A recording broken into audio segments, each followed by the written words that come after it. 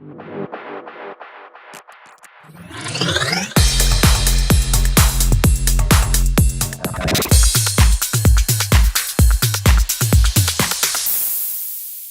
right, welcome back to the AAA podcast, the show that gives you access all areas to everything music, nightlife, and everything in between.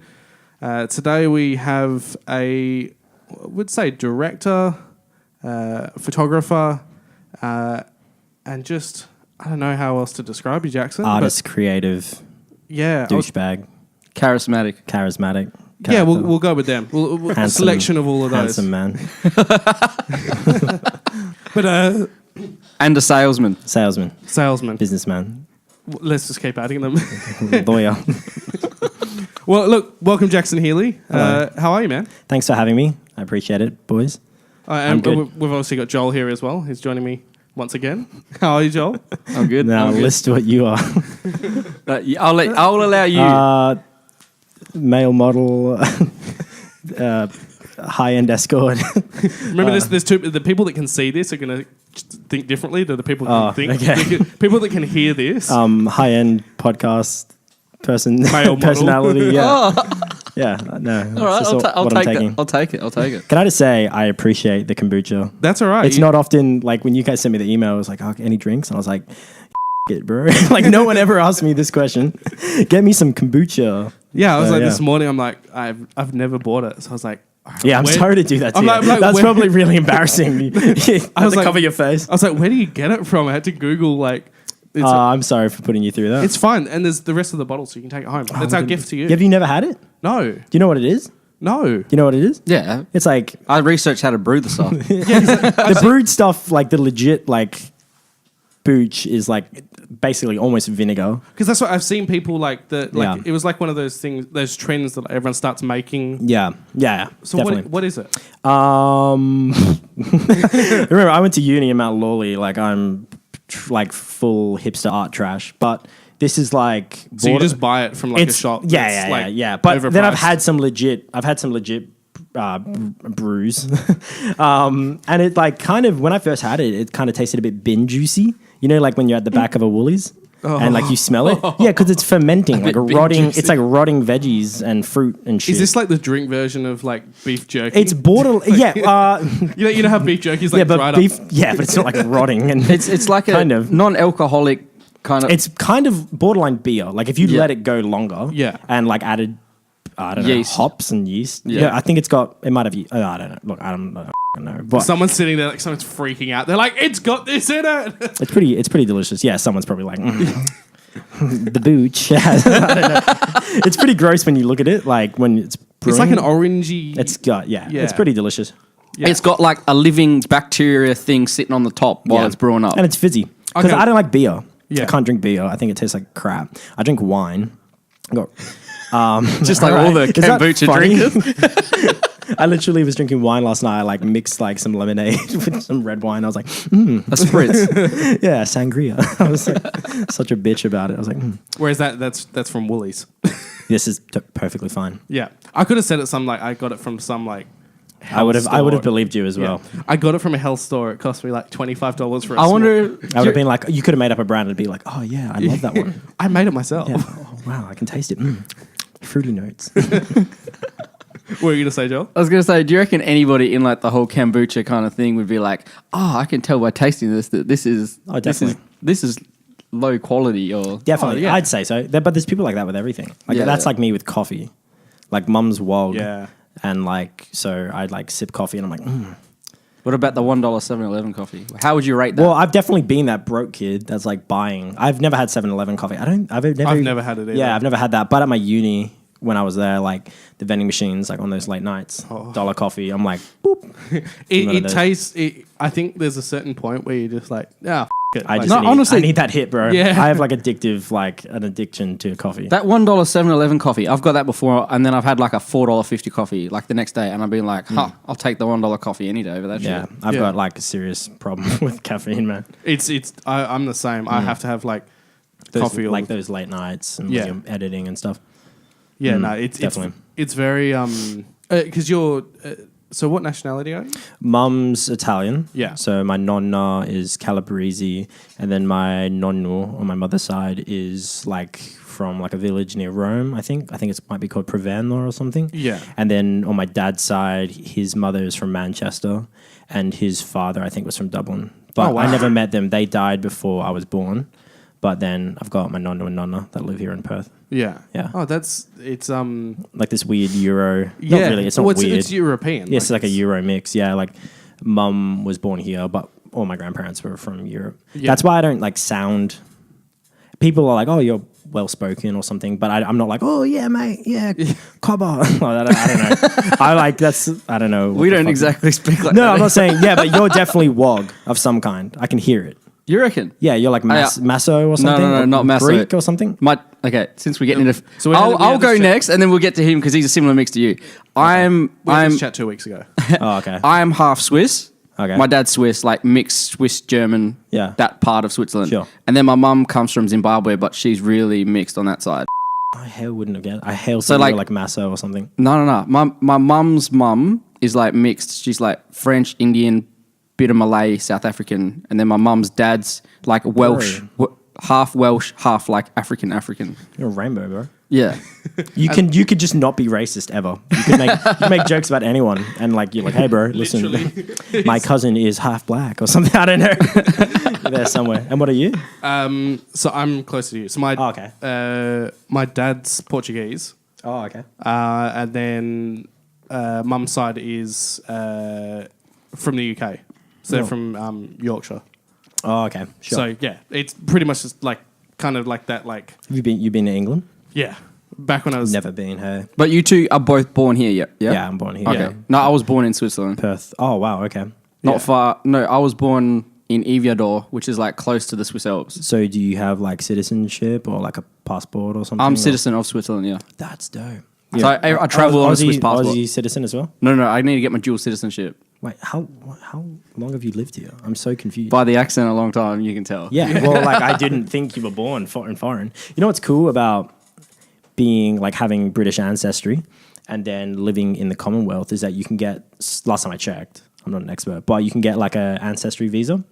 Oh really? Yeah. So the ancestry, from what I know, look, I'm not an expert, but the ancestry visa, I'm pretty sure is like 7. Like you just have to prove that you've got heritage. So like my grandmother's birth certificate, death certificate, all that stuff works, and you have to live in the Commonwealth, which we do, and you can stay there for like 7 years and work and like earn money, and while you're doing that, I'm pretty sure you can apply for citizenship as well. Like, and it's something I've seriously considered, like heading to London to shoot photos or videos or something like that. To like, if I decide I want to do that.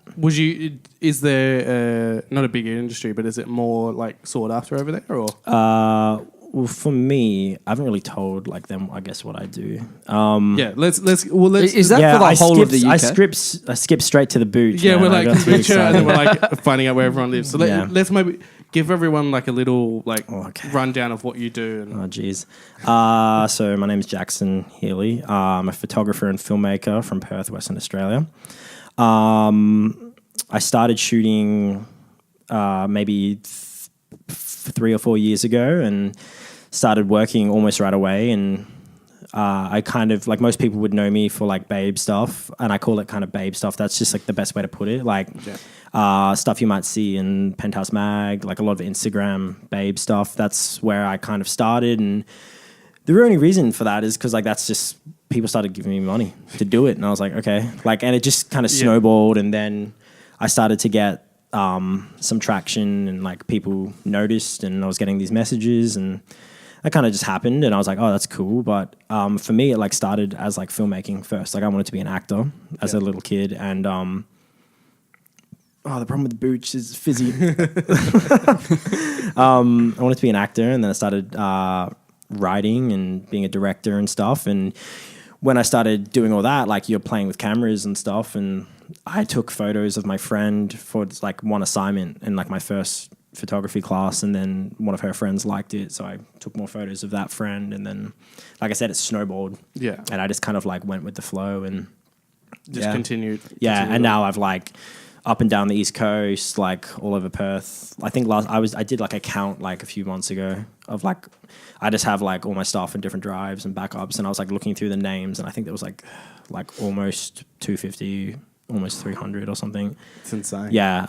No, it's like okay, and that's like a mix of like work and then production stuff and all sorts of stuff. Yeah. Do you think it was like you said? It was like a money, like people started giving money. Do you think if say you shot like food and someone's like, "Here's money to shoot that," do you reckon you would have gone? Yes. Different? Before you even finish the question. Yeah. Yes. Yeah. Like so, someone's like, "Shoot babies." Like it Yeah. doesn't. As long as you were shooting, it's not like you were Yeah. like, "Hey, I want to shoot like women." yeah, like I don't come from like a rich family or anything like that. So for me, it's like, you know, you got to work. Yeah. You know, my dad, my parents like gave up. They made like sacrifices to like send me to a nice school that they could afford and everything.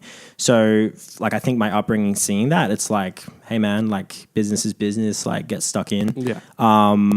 Like I just came from a maternity shoot like this morning. Like I was in the city shooting like a pregnant woman, and she was like lovely, and like that's not what I usually shoot, but It gives you like a break up. she wanted to Yeah. book me, you know what I mean? And you know what? Like, who would have thought I would have been keen on shooting maternity stuff? But I get there, and like, it's a cool opportunity to shoot in the studio. I love working in the studio. Like, not many clients ever want to do it. Like, usually it's like, oh, let's shoot on the beach. I don't know. Let's shoot in this hotel room. And I'm like, okay, cool.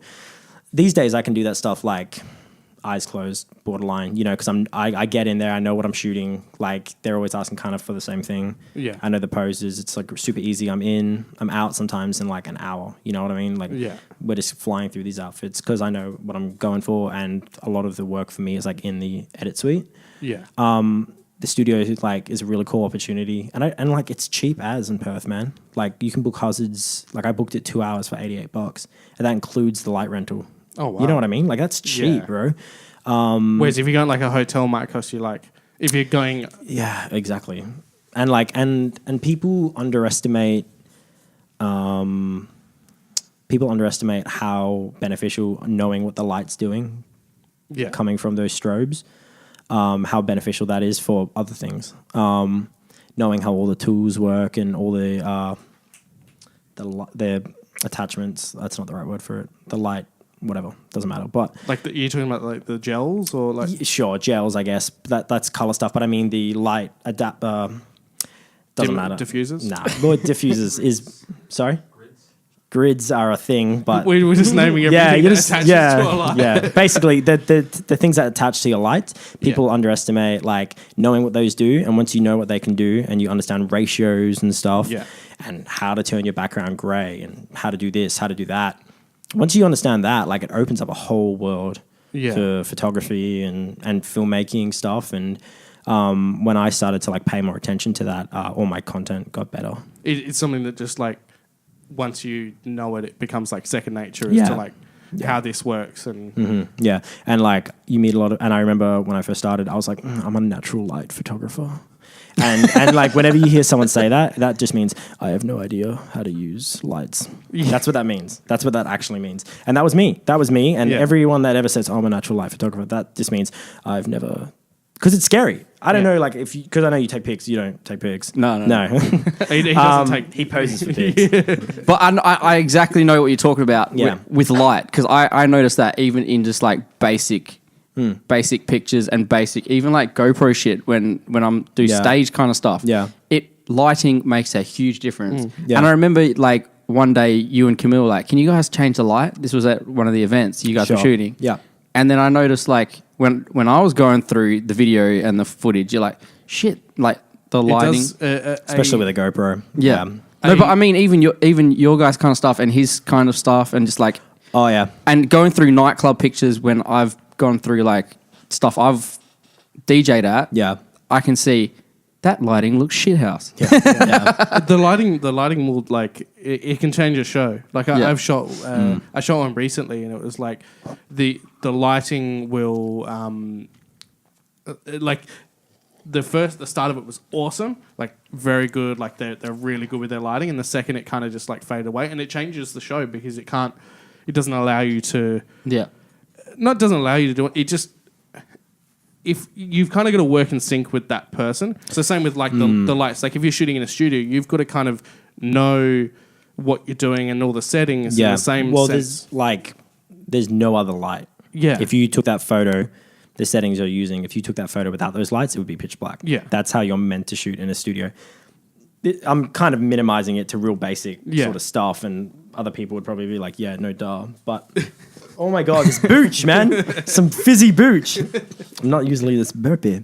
But what I'm saying is, like, there's always people that are, like, I don't know, like, when you first get a flash or a speed light, you're like, I don't know what doing. Like, hoping it works. It's so intimidating. Like, you learn how your camera works, and then you introduce flash, and it's like, nothing I know means anything. Yeah. So when people tell me they're like a natural light photographer, I'm like super critical. I'm like, shut up. Like, you know, like you can mix them both. You can use natural and flash and stuff. But like I said, I'm super critical of myself and everyone. Like, you know, for any listeners, who the am I to tell you what right? You know what I mean? Like, I'm just some kid. Like, don't listen to me. I'm only 22. He's not a natural light photographer anymore, guys. No, I'm not a natural light photographer. But I know exactly what you mean. Like, I know now with like, if I when I have like people that will like work for me, and I'll go, all right, like you need to start shooting like this because they'll shoot a different way, and I'm like, all right, we need to set your flash like that. And they're like, nah, but then it comes out. I'm like, just trust me. Yeah. I'm like, I know. Now I can walk into a venue or walk anywhere, and I'll go, all right, this is exactly how I've got to shoot it, and I know exactly that if I do it like that, I'm going to get this result. Yeah. I think that's the same. Like, I don't shoot a lot of studio stuff. Like, if I do, like, I'll, like, it's not really regular, so I'm not like, you're not like proficient. Like, you're not. It's not your every day. Yeah, but at the same time, I can walk into like I can use speed lights, and I know exactly how to set them up to get the right kind of same thing. Like, you know, and once you start to understand that sort of stuff, like, I'm sure if I walked in, had to play around for a couple of hours, I would be able to. Like, yeah, I'd say so. Yeah, and like, man, like you can get really good results out of like a one light setup. Yeah, like just get a big softbox, and you're basically sorted. Yeah, for I don't know, 70% of the stuff you're going to shoot. Like, if you're shooting like corporate headshots or something, one big softbox, a decently powerful light, you're pretty much sorted. Yeah. Like I've been able to overpower the sun outside with like a single speed light and like an umbrella, and like you're good, man. Like you can do cool stuff with that. So you shoot, you shoot a lot of nightlife stuff. Yeah. It's just the booch is a bit strong. that waffle I had. Me up. Jalari just shouted. We're trying to get them on as a sponsor. Me. Yeah, getting that waffle sponsorship. I'm drinking straight maple syrup right now. My veins are thick. So you're shooting like mostly nightlife stuff these days, and music content and stuff. Yeah, it's all just like nightlife. So that's pretty much all I do, and then we shoot this. Like this is cool. Do you want to know? I've never seen that show. Everyone's like quoting that shit around me. What's that? Even if cool. Brooklyn Nine-Nine. Everyone's always quoting it. They're like, haha, Brooklyn Nine-Nine. I've only seen the snippets. Okay, like the highlights. That's one of them. Yeah. I'm so fussy with TV and stuff. I don't watch I only watch Netflix. Well, I don't watch TV. Yeah, I'm not big on TV either. Yeah. I watch like YouTube stuff because it's like usually more specific to like what I'm interested in. Me as well. You can really tailor like what you're interested in. I literally jump from like it'll either be Netflix or YouTube, and that's it. Because it's also as well like I don't know if you guys might like relate to this. Is my day usually will start at about 10 o'clock, but it'll usually run until about 5 a.m. the next day. That's my that's my general day. Yeah. So like I can't watch like you can't just sit down at 6 p.m. and be like, oh, I'm gonna watch this. I haven't watched the news in like at least the news. Do not watch the news, bro. The news. My rant on the news is that like our parents' generation has been like brainwashed to sit down at the end of every day and just sit there and be like, and then like it's funny you say new diet, the Muslims, this, that, and everyone's like, but like think about it. And then our parents have the audacity to be like, get off your phone, get off, blah, blah, blah, blah, blah. But our parents every night are like, whatever her name is, Tracy Grimshaw, yes, and Tracy Grimshaw was like, you. Like, just mind washing you. The government is controlling us. This is a conspiracy podcast. I flipped the table. Oh, bro, I'm hearing what you're saying. I reckon the news is fabricated to show you. Such bullshit. It's only showing you what they want you to see. Because how many other problems are there that we could be seeing? And like snippets of shit comes up on Facebook. You get the news. It's like the most irrelevant stuff as well. Yeah. It's like, this guy smoked 10 cigarettes and then drunk drove. Yeah. And it's like, oh, like, yeah, sure, that's bad. But like, is this really national news? Like, it's just the biggest trash. That's why I've stopped. The only thing I watch now news related, which is a YouTube based thing, is Philip DeFranco. Oh, I think he's trash, but I see what you're saying. No. Like, sure, yeah. I think he's trash, but like, I see. He's better than the like. And Tracy Grimshaw. Better than, yeah. No, but I think I'm a Strictly Keemstar watcher. But no, I'm kidding. I think if like you look at like we're getting deep into some subjects now, but like if you look at like the New South Wales, like the United States, kind of like our news compared to theirs is very much like you have like different news stations will show like a liberal thing, politicized, whereas ours is kind of like everything's the same. Kind of, but I could get really deep into this. Here's one. All our media is basically like what the Americans would call liberal. Yeah. Basically, all of our media is liberal. I don't think there really is like a Republican representative. We don't have a Republican Party, but you know what I'm saying. Like we would call the Republicans the liberals. We don't really have that represented in our media. And if you go to universities, you can see that trickle-down effect. Like going to like an arts uni, you are walking through campus and there's some guy there with like a big curly mustache and he's like handing out pamphlets and he's like, Pauline Hanson. And I'm like, I'm not pro Pauline Hanson. I think she's the funniest on the planet. She is so funny. Remember when she pulled the burqa off? Like it was some big surprise. I was like, #1 Batman villain. Like the Joker like strikes again. She's so funny. She's like a super villain. She's like Mr. Burns. She's just so, that was a good comparison. She's so funny. Hey, like have you ever heard her speak? Like when she's like she just has she's like the worst public speaker. I don't know why she gets any votes. Well, I know why, because people are dumb as anyway. There's always like these like real, like, I don't know, they look like me, but they're real soft and they're like, oh yeah. And they're handing out and they're like, oh yeah, communism march or something. And I'm just like, oh my God. Communism march. I was like, I'm studying, bro. I need to make some money. I have bills to pay, man. Like, get a job, you hippie. You're like, I've got exams. I'm literally like, get a job, hippie. Like, come on. Go and study something. Yeah, like you're at uni and like you spend, I don't know. People are going to kill me for that. But oh well, whatever. My views are pretty. Speaking of like, you've graduated, it doesn't matter. Australian media, and all that kind of stuff. How shit's Perth radio? Like, what's your Perth radio? You probably don't listen to Perth radio, I do you? don't listen to Perth radio, man. Doesn't that not prove it's shit? Because otherwise, if it was that interesting, you would listen to it. Oh, I don't know. I couldn't even name someone on the radio. I literally no idea. It's a time related thing as well. Yeah. Like when you said you work all night, basically, like I totally have had those nights. But for me, like my unpopular opinion is that I hate shooting nightlife stuff. Like it's just not like, but that's not even the photography thing. It's like, I just hate nightclubs. They just do not vibe with me at all. Like last night I went to Paris for my friends, like 22nd or whatever. And then they were going out and I was like, peace. And I went home, like, cause I don't vibe with it. Like, you've probably had experiences where like, there's like, I just feel like it's so aggressive. Like everyone is always like, no, yeah. And like, I've had punches thrown at me, like, and I'm like, I'm so bored. And like, people always want to fight me. And I don't know if I'm just like got a real punchable face, but like, I feel like I have a big personality. Put in the comments below whether he's got a punch. Does he have that kind of face you want to punch?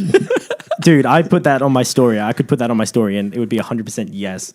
My followers like want to roast me all day, every day. But yeah, I don't know what it is. Like, maybe I'm just a miserable.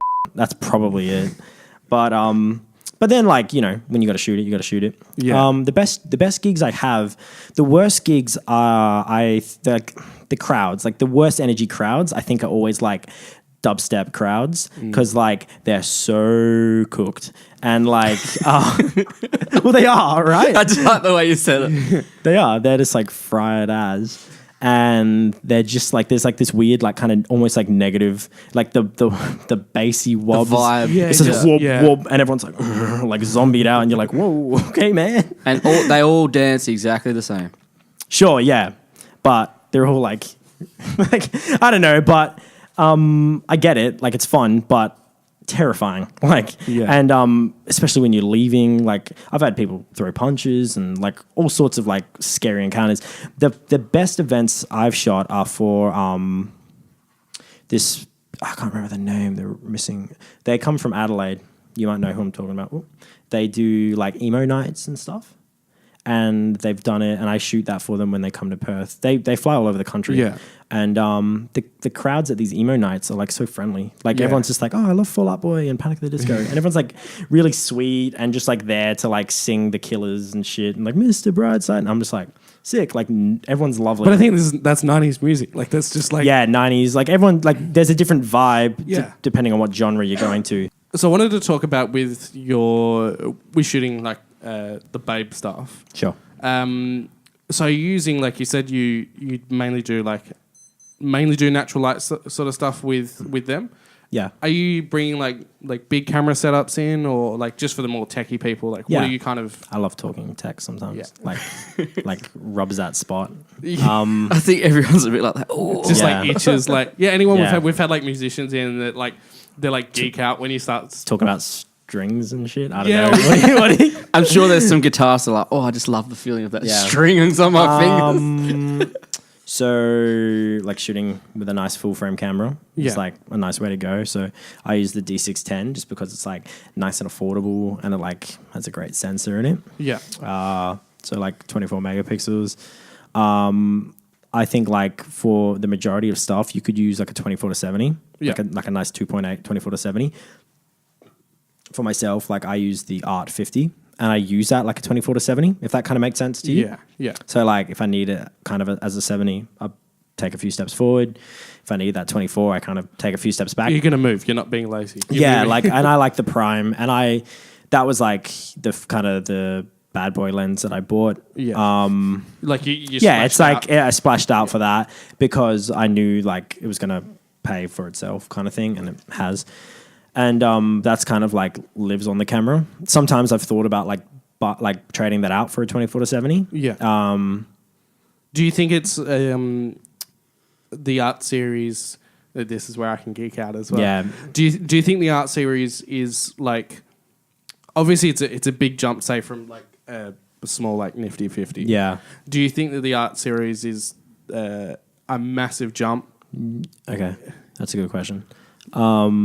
So like when I Or like, do you think like obviously because it's worth a lot more? yeah. Do you think the art series is worth? Well, it is worth a lot more than the 50 1.8, but it's also significantly cheaper than like the 50 1.2. You know what I mean? Yeah. So like, it's cheap. It's more expensive to like the everyday shooter. Yeah. Well, I mean like the casual shooter, but it's also significantly cheaper than the 1.8. than like all the Pro L series or Yeah. then like the Nikon E series or whatever it's called.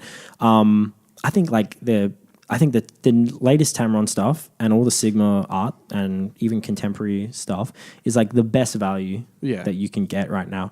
And I also think like especially their crop sensor lenses. Yeah. You know, like they have for the Micro Four Thirds and for the Sony E, they have like a 30mm and a 16mm, which are for crop sensors. Yeah. Like both 1.4s. I remember when I used like a crop sensor camera, I used a 30mm art 1.4. It was like kind of like a 50. Great lens, super sharp. Like, yeah, I think you're just like, that's the best value you can get right now. And the 18 to 35 1.8, Yeah. then the 50 to 100 1.8, the art, I think they're arts. Yeah, they're great. They're killer. I think it's, and at the end of the day, like it's, I think any photographer that you speak to, it's not necessarily, you can pull it off with anything. Like it's, Yeah, if you're smart, like, okay, so today in the studio, 50mm wasn't really like shooting with a prime in a studio you don't really want to do like, you know, there's probably some people that do it, but for me, it's like I'd rather shoot like I'm shooting like just on like the 24 to 85 kit lens. Yeah, it's like a 3.5 to 5.6 or something, but I'm shooting everything at f8 anyway. Yeah, so it doesn't matter, and it's super sharp at f8. So like, it doesn't matter. Like, and that's like I think it's like $600. Yeah, it's a kit lens. It's not. It's not super cheap for some people, but like by full frame standards, that's really cheap. Yeah. But I use that lens when I'm shooting like club stuff or something, like where I only use that lens when I'm shooting with flash because you don't have to worry about the aperture or whatever. And I'm stopping down to f8 sometimes further when in the studio because you've got the light and you've got the power. So that's what I want. And it's sharp as. I don't have to worry about anything else. So like if you are smart, you can use cheap lenses for whatever. Joel has no idea, like we're talking. No, well, like something I was going to mention. Yeah, go on. Yeah, so like obviously I'm not like a photographer, camera kind of guy, but I know from doing my kind of stuff that I do with kind of packing gear and going to like gigs and events and stuff. Would you say originally when you kind of you weren't at the level where you're at now, would you tend to overpack gear? Yeah. Because that was a big thing with me in the beginning. Everything. I would overpack, and now I try to simplify it down to almost where it's like, I'm trying to bring less. I literally, when I shoot clubs now, I literally just take my camera and my flash and my lens. Yeah, and like, that's it. I don't take like my bag or anything, and it's like it's gotten to that point where I used to take like I had a massive camera bag and I wheel it in. Now I'm just literally the camera. I know. It's so annoying, bro. Like now I get shitty when I have to take a lot of stuff. Have you ever flown with stuff?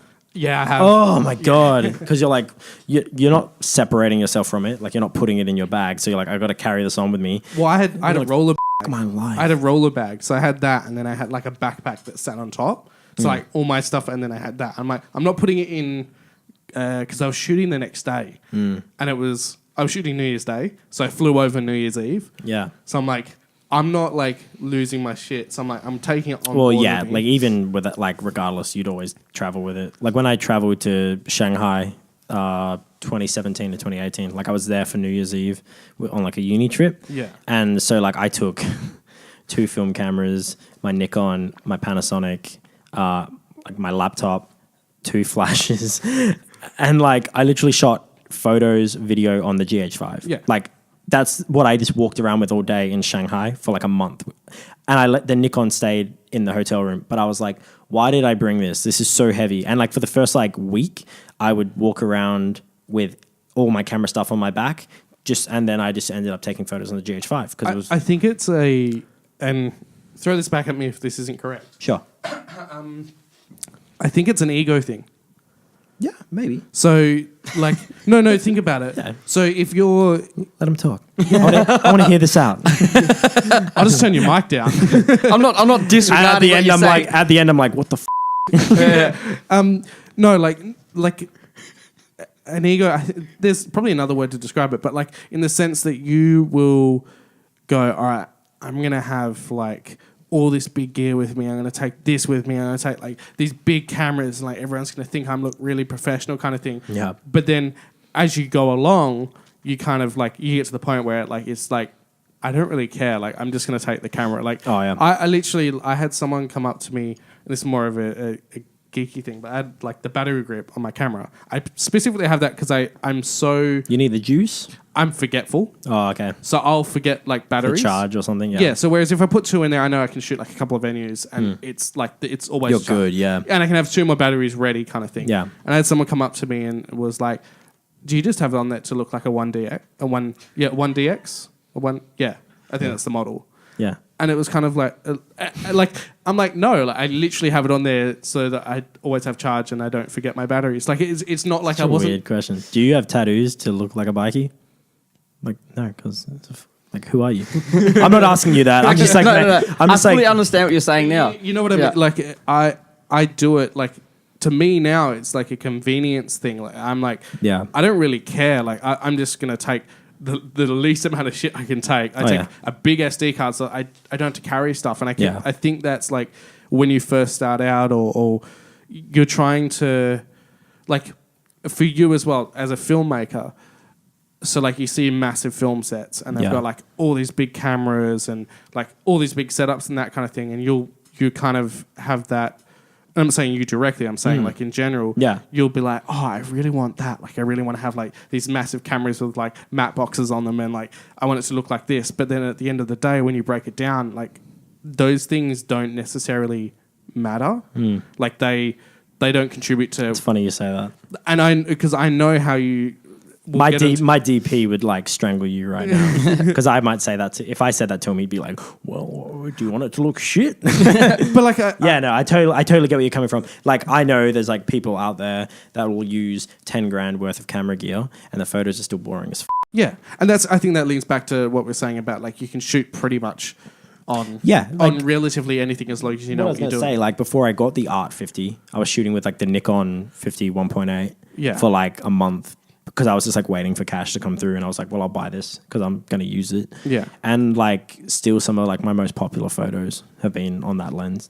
You know what I mean? Yeah, and like no one's like, "Oh, this was shot on a $150 lens." Like no one said that. I think it comes down to like, do you have style? Do you have character? Like, is that coming through in your images? Like, you know, content is more important a lot of the time than like production. I guess no. Content is very important. Like if you're not taking an interesting photo, no one cares if it's sharp. I think they quoted off someone else, but to quote Casey Neistat, is that the story you will always be forgiven for the quality of your production if the story is good. And I don't think that's the exact quote, but like in the sense that if you can tell a story with anything, then the quality will always be forgiven if you've told a good story. Like in a general sense. Like there's a very like lenient way to talk about it. But like if, say, for instance, and I want to jump into it in a second, but your film, Thomas House. Sure. Say you did like a massive production, you spent like $3 million to film it and everything like that, but it had a shit storyline. Yeah. People are going to go, cool, it looks amazing. Like you shot that on expensive cameras, but it doesn't, like it's boring. Like there's no kind of link to it. Whereas if you say break it down and shoot it on a very tight budget and you're not shooting massive cameras and everything like that, but you have an awesome story to it, then that will always forgive it not being on like $150,000 cinema camera kind of thing. Yeah. And I think that's something that like... I'd say like you're 90% right. Yeah.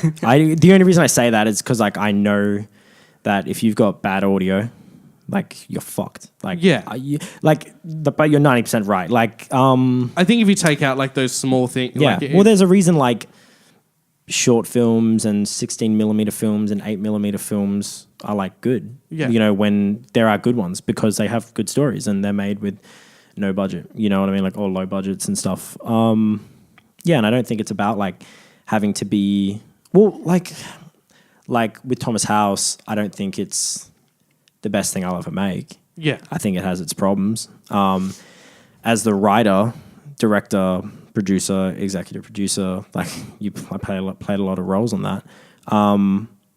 It's got problems. Like when I wrote it, like it's not perfect. The vision that you had for it was different to how it turned out? No, like the story, just like I wrote it and like my goal of the project was not to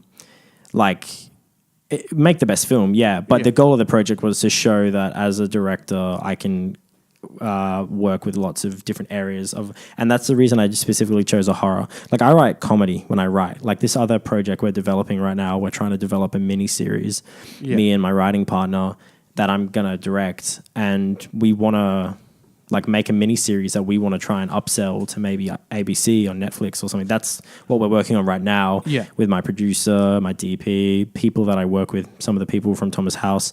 And like that's already so much better than Thomas House, just the writing alone. Yeah. You know, Thomas House could have been like, it would have been better if it was a feature, like a full hour and a half. You got more time to tell a story. Yeah, exactly. Like, but we had like 12, like I had, you know, it's like 12 minutes. Yeah. And like watching it now, I'll be like, oh, I could have done something more there, or that line could be better. But for the low budget student, it's like by student film standards, I can like really confidently say it's like really good. Yeah. By student film standards, like, but that's because coming to the end, it was like my last assignment for my degree. I had, you figure out the people that actually want to be there and are serious about the industry. Yeah. There are so many people that they give it a 3 to 6 month try, and then they're like, "Oh, I'll just work at Maya or something," and that's fine. You know what I mean? If you're happy doing that, then that's cool, man. But for me, like, and I know like some of the people I work with, like, they're about that life. You know what I mean? And it's not easy. Like, I'm not rich, and I'm sure like what it's like. For a fact, I'm still waiting for people to pay me. Yeah. And I'm coming to you, and I'm like, yo, how do I get these people to pay me? People that like owe you money, and that shit happens, man. And how frustrating is that? Like, you do all this work, and then it just doesn't happen. And so, it's kind of a turbulent career path as a young man. And it can be kind of stressful and anxiety causing. And if you can't handle that, then you can't be in the industry. I think it is something that people don't like. They look at us, and it's kind of like, oh, you just like for yourself, you literally just shoot. Like you literally shoot women all the time, all day, and that like that's what it looks like externally. You must have the most amazing job, but like they don't see behind the scenes like what you have to deal with, and like cool, you've taken photos all day, but like, and as we both know, we won't get into it. But trying to get paid is a totally different like. Yeah, it's just one of those things with this, and you've got to deal with like the everyday thing of like people having. You can't go to like your bank or your real estate agent or whatever and just be like, hey, sorry, this person didn't pay me. I can't pay you. Like it doesn't. I know. Life doesn't work. It's hilarious, like hey. It's hilarious. I'm always like, oh yeah, so could I just like walk into the hairdresser and be like, oh man, it'll be great exposure. Cut my hair, bro. It'll be sick exposure. I remember that one. I remember that. Just like, I do remember specifically, and I know you're going to bring this up as well. Specifically him. Yeah, you posted that. You posted that exact thing on Instagram about a barber. About a barber cutting your hair, and you had someone that actually. Oh yeah, that's right. I forgot about this. Okay, my history with barbers is that like my half brother in Queensland, he's a hairdresser. He has been like since he's significantly older than me. He's like double my age, basically. Oh wow! From my father's first marriage. But he's got like daughters of his own and stuff. But he's got his own business over in Brisbane, and like. I don't know what it is about a barbershop. You guys know ASMR? Yeah. Like when you're getting your hair cut and you're just like... Do you know what ASMR is? No. Oh, it's like this. Yeah. I don't know, like noises, like it's soft like, noises. So like what they would do is... Autonomous sensory meridian response. It's so, like... Okay. So you get like... So the way that we would do it is we'd have these two microphones. You put them together, channel one to left, one to right. Yeah. And then you'd have them like... So you'd click or something. And like it's you just click like on this soft side. noises that like relax you. You either get it or you don't. If you don't get it, you don't get it. But like there's all sorts of videos. Anyway, hairdressing to me, like when I get my hair cut, it's so relaxing. Yeah. And there's something that I'm really into about like the old timey like like a straight shave, straight blade shave, and like the hot towels and stuff, and like a Turkish like cutthroat. Like a Turkish, like that shit's sick. And like it's basically like kind of going to the spa but for a man. Like exactly. Like it's kind of a gentlemanly experience. That's isn't why, it? yeah. You come out smelling good. Your face gets steamed. Do you ever go into an Iranian barber? There's an Iranian barber that lives near me, and they steam your face. It's got this big machine, and it sprays like steam on you, and they've got like mint or something in it, and you just like it's like you're swimming in toothpaste or something. It's sick, and all your pores open up, and you just feel great, and you just lay there with a hot towel on your face, and it's a full experience.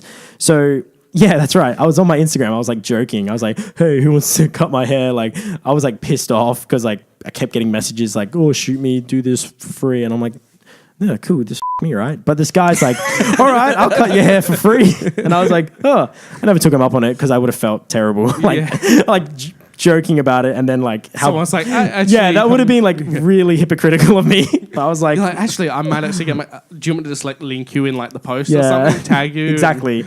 And I think I said to the guy, I was like, hey man, if you want to cut my hair, like I'll pay you. Yeah. Like, and I think I was going to. I just never got around to doing it. But like every time I get my hair cut now, I'm trying like different barbershops because I'm trying to find the one. I found the one. I only go to the same barbershop every time. It's a which one? Barbertown in Hocking. Actually, it wouldn't be too far from you. yeah, You should definitely check it out. Hocking's Actually, near and me, I think they made another one in Elkmos. But you Okay. go in there, if you're sitting down, they're just like, you want a beer? It's such a lad's place. Those places are Oh, cool. I know. Yeah, It's like, That's what I mean. Like places that like. there's one at Joondalup Shops, like in the shopping center. Oh, you're talking about. I've never been there. So I No, don't know no, if no. it's- That one you're talking about is like a. No. It's like a thing. It's like a Just Cuts.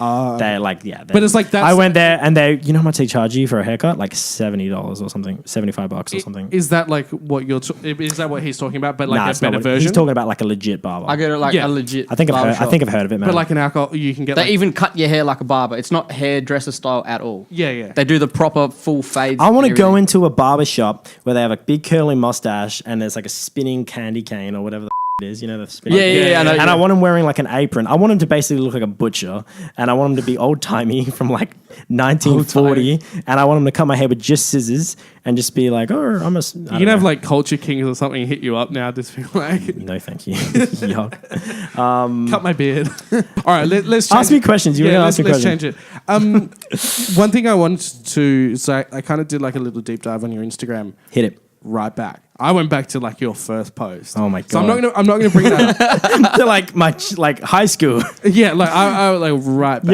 Yeah. Just I, pics of my and stuff. Huge fat. I hope you weren't doing that in high school and posting it. I was 14. No, I'm kidding. There's no That is penis. highly illegal. My penis isn't on my Instagram. yeah. All right, let's change from that. Yeah. Before we get, so okay, that's what I was going to talk about.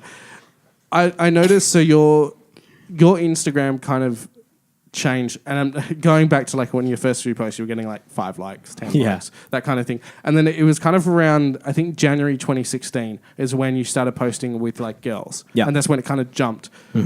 What was so significant about then? Like what changed? Like you went from like selfies and like Just like a regular Instagram. Yeah, it was like a regular normal- Everyone else's Instagram. Yeah, It's it was not curated or It was a anything like personal Instagram. Yeah. what kind of like it was January, so was it like a New Year's resolution, or what switched that you kind of like you just started shooting girls? I know you said that like someone Yeah. asked you and then you just got Yeah. I don't think there was anything special about it. I think that's just when it just happened. yeah. Was it a decision that you started to curate? Because like do you remember Perthography? yeah, Like years, like you know, I was 18. No, I was probably 18, 19 or something. yeah, And I think it was just like I think at that time on Instagram, like curated Instagrams was like a thing. You know, Yeah. like the 3 posts Yeah. thing. You do 3 posts, and like that was like such a cool thing at the time. And I was just like, well, this is what it means to be a photographer. And like, you know, when like it's a sexy job. yeah. You know what I mean? It's like a cool job, like from the outside. You know, when you're doing it, you're like, Oh, from the I am outside. so sick of editing this shit. Like it's Yeah. it's exhausting, right? But from the outside, you're like, some guy in the corner, like on the internet, he's just like, I'll do it. yeah, exactly. Everyone wants to do it, but then like when you learn about like all the stuff, like you know, like being an artist, a filmmaker, a writer, it's all like very romanticized in media. It's like I watched this, you know, House of Cards with Kevin Spacey. We were talking Okay, about Kevin Spacey. you know House of Cards on Netflix. Well, like the main character's wife, she has an affair with this photographer. Yeah, And the photographer lives in like this huge studio apartment, probably costs like $800 a week in rent, and like he's just rich as. And I'm like, that is the biggest load of shit ever. Like that photographer could not afford that apartment. I was like, this is such.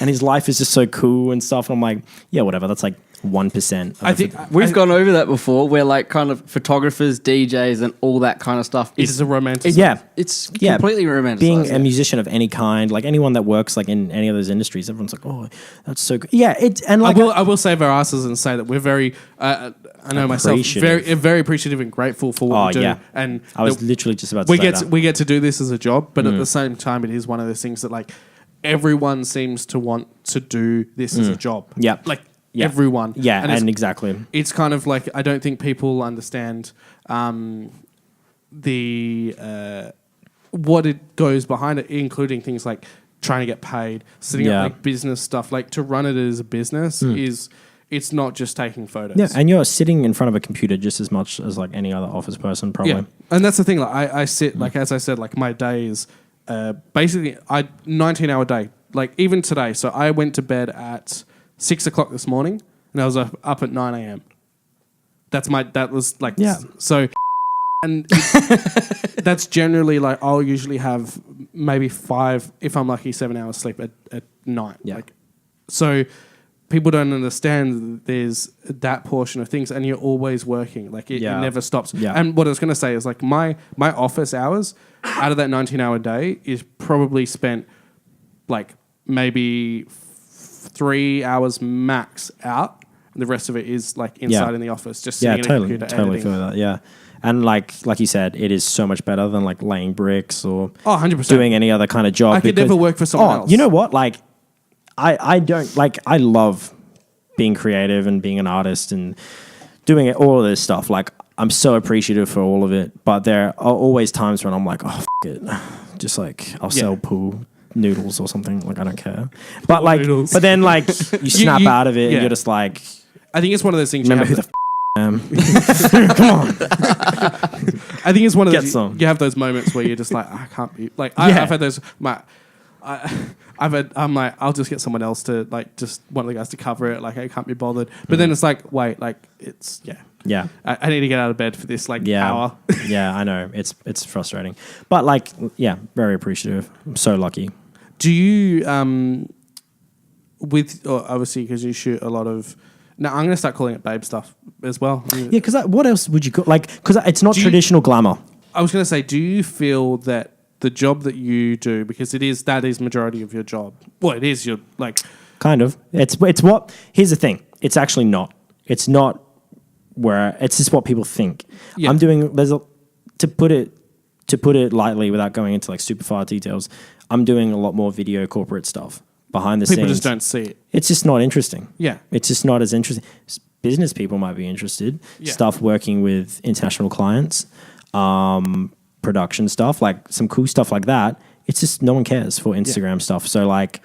you're not going to post that on your Instagram? Yeah, it doesn't really matter. What? But like fashion content, like I'm working on some fashion content that just like people don't really care about. So. I think that's what, like, even we spoke about that with Lewis last week, was that... And Lewis is a good friend of yours and worked with Thomas House Little as well. Louis. Long Dong Louis. That's what Big I like. Big headphones, Louis. Yeah, I know. Did you see those? So funny, bro. Whenever I go to his house, and it's like a 9-foot cable, and he's got like tumors on the side of his head or something. That's so funny looking. But he's just like, whatever. Yeah, these are my headphones. He. Sorry, I just lost my train of thought. Sorry. What was I saying? I've literally lost my train of thought. It's just gone out of about attractive content. Oh, that's what I was going to say. Like when he was saying about the content that he was posting, like he posts a lot of travel stuff now, right? And he was saying that back then he would throw out like a photo of like a club or like a picture from like a festival, and no one really cared. Yeah, no one like cares. he'd drop from like a few thousand likes down to like a couple of hundred because no one was really interested. I think that's the same with yours, is that people not signed up, but yeah, it's exactly what I was people gonna say. signed up to. Well, they signed up to him for the travel content. Yeah. They signed up to me for the babe stuff. So when I post a photo from China, it gets like 40 likes. Yeah, because people are like, I don't care about this. I want to see like a chick. Like, yeah, and then my message requests are like a bunch of Indian guys like sending me and shit.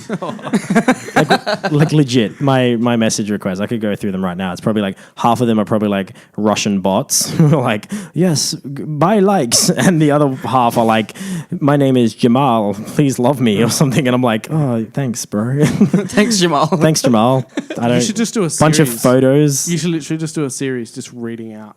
I don't know. I'd be a little uncomfortable. I'm sick of it. But then I have to check because sometimes there's work stuff in there. Yeah. So I'm like, what is this? Is this so between like Abdul and all of that, you'll have like a chick with. Yeah, but then the chicks are Russian bots. You open them and it's like, and then the girls are like, he's excited. He's like, I open, and it's like, come to my page and like, give me your credit card details, and I'm like, yes, okay. I've lost thousands of dollars. What I was going to say is, do you feel that the stuff that you shoot, so babe stuff, is there's a not a derogative, but like it's not frowned upon, but it's not looked upon like nicely. Oh yeah, like people are gonna have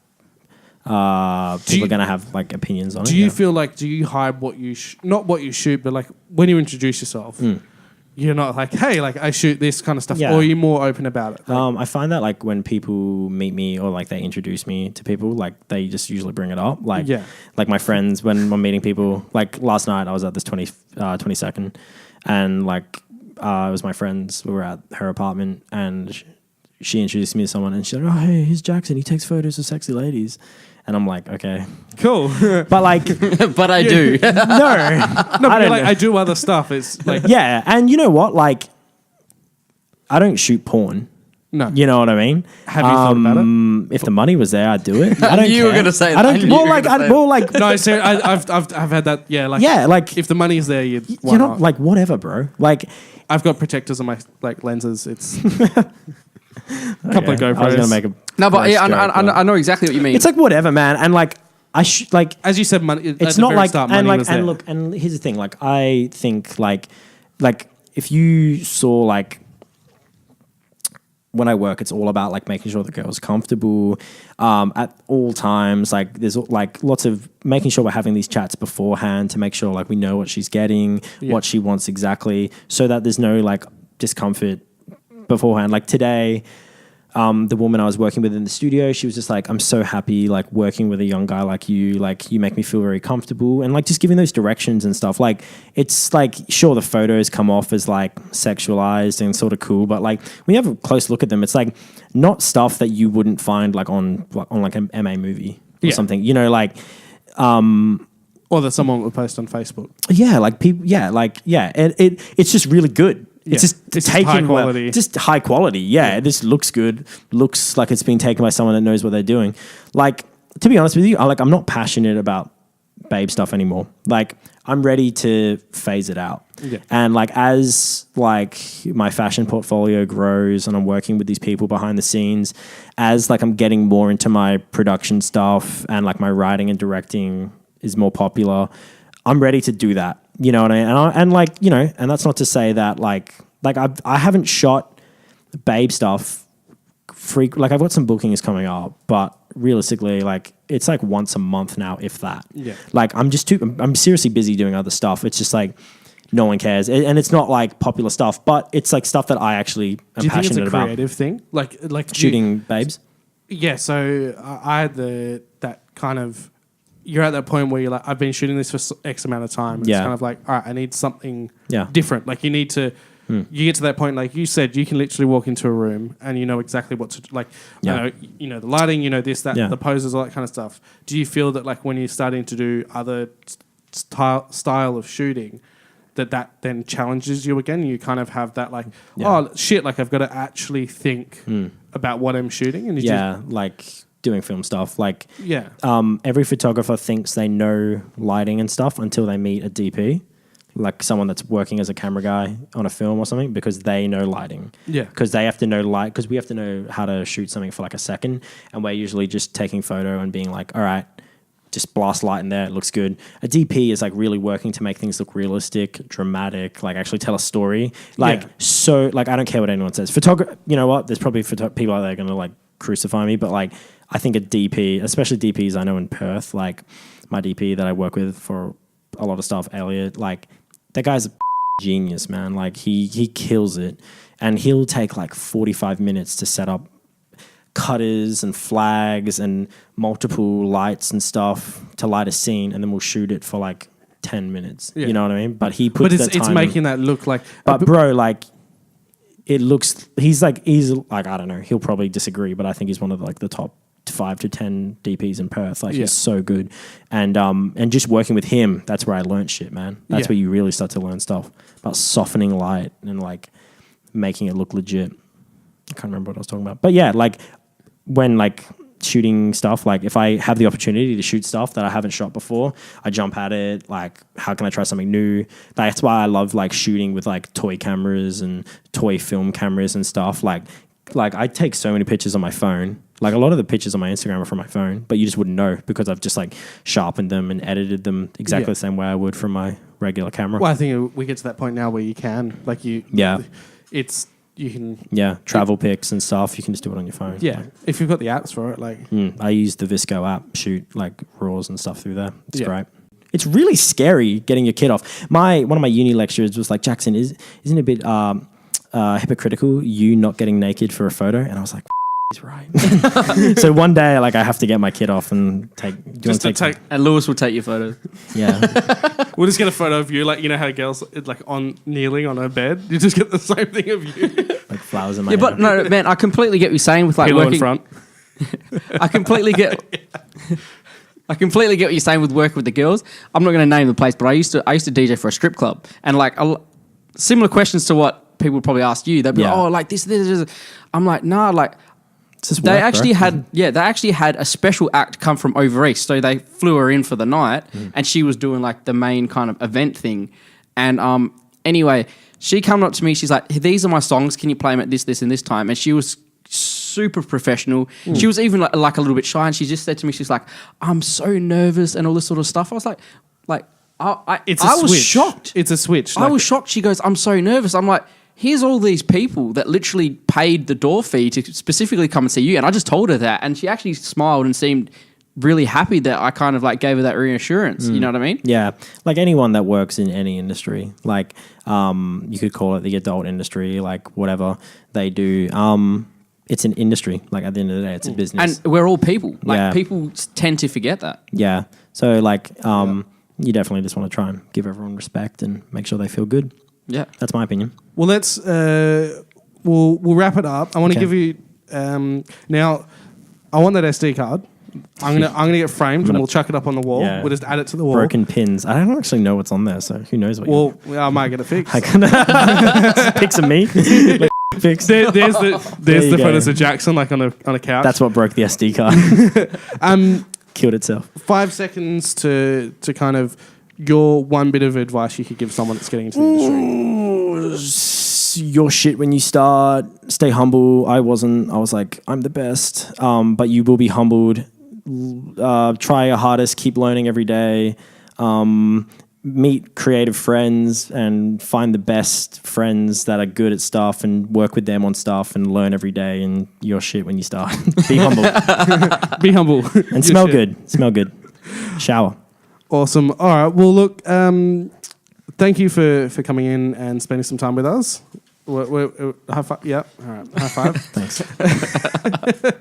I've never actually done it like that before. What? A high five? Do you want to try again? He's like an alien. No. We killed it the first time. It's all right. No, let's... Yeah.